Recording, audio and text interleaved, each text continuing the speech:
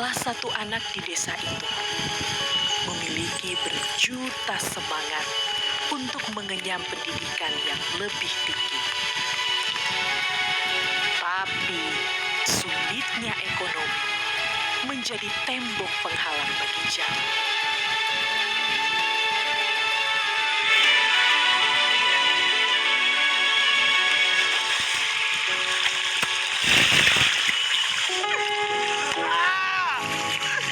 Assalamualaikum warahmatullahi wabarakatuh. Perkenalkan, saya Lutfi Muhammad.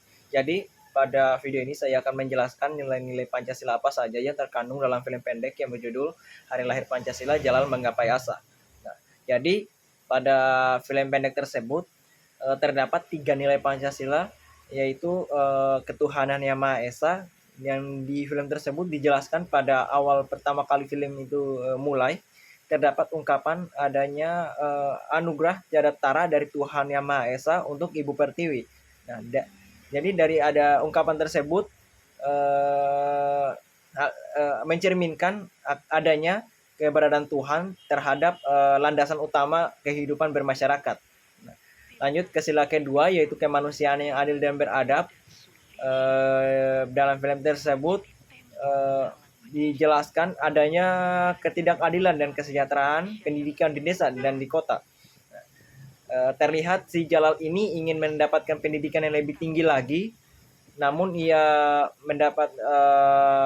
menghadapi hambatan ekonomi yang kurang dan juga fasilitas dari sekolahnya ini kurang memadai.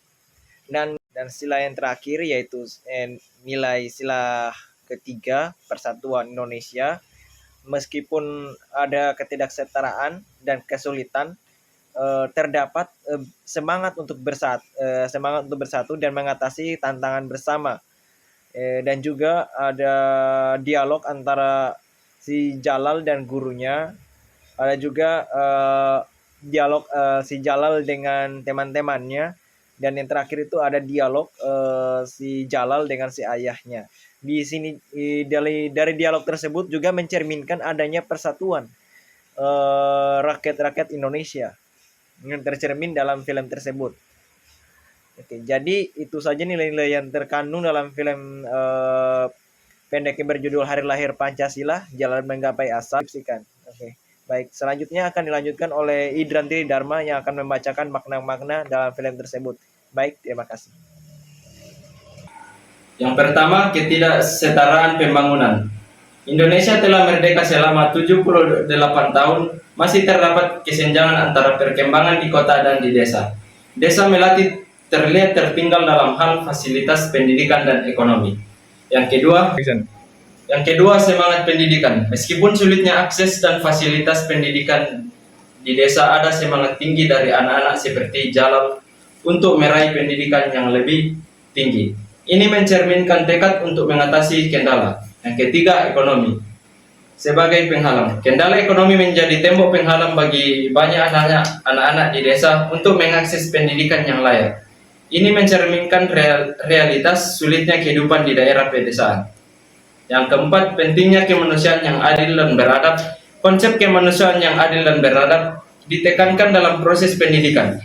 Adil dan beradab dalam konteks ini mencakup ketidakdiskriminan dan pembentukan akhlak yang baik. Yang kelima, perubahan hidup.